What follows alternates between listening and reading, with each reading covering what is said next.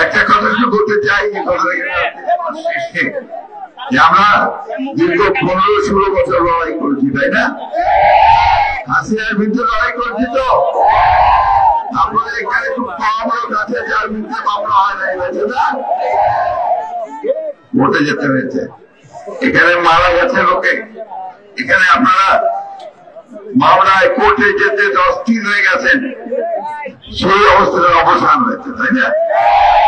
এটা এই অবসানটা এই সময়টাকে আমাদের ধরে রাখতে হবে। যদি আমরা একটা ভালো নির্বাচন করতে পারি, সেই নির্বাচনের মধ্যে জনগণের প্রতিনিধিকে নিয়ে আসতে পারি, তাহলে আমাদের সমস্যার বিভিন্ন সমাধান হবে।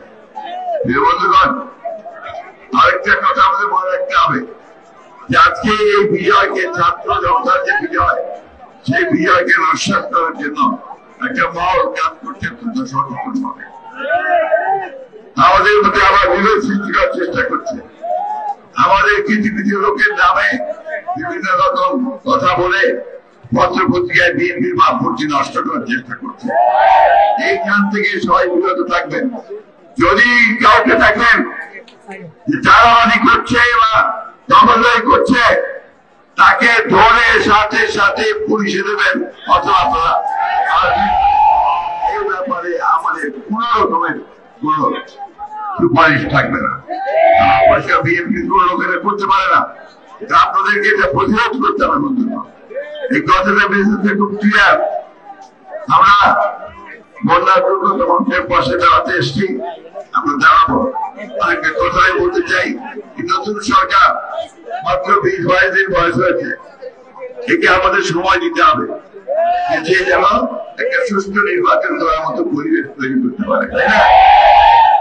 আগে ভাগে বেশি কথা বলা ঠিক হবে না। সমস্ত রাজনৈতিক দলগুলোর সঙ্গে আলোচনা করে আমরা গিয়েছিলাম, আমরা বলেছি যে আলোচনা করে বসে সকলে যা চায় মানুষ সেইভাবে একটা নির্বাচনের ব্যবস্থা করতে হবে। কিন্তু দ্রুত তার সঙ্গে জনগণের যে দাবি, জনগণের প্রতিনিধির হাতে ক্ষমতা তুলে দিতে হবে, জনগণের সরকারের হাতে ক্ষমতা দিতে হবে। আমরা আজকে বক্তব্য বাড়াবো না।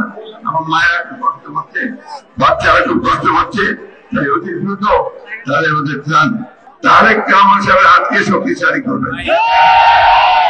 দেশের যেরকম খাদিজা মুক্তি হয়েছেন, তিনি যেন চিকিৎসা করে আমাদের ফিরিয়ে আসতে পারে, তার জন্য দোয়া করবেন, তাই না?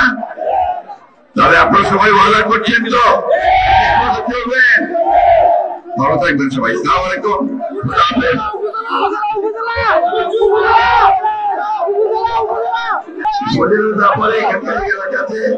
যে সিদ্ধান্ত নেবেন, আমরা আপনার সঙ্গে সেই সিদ্ধান্ত নেব।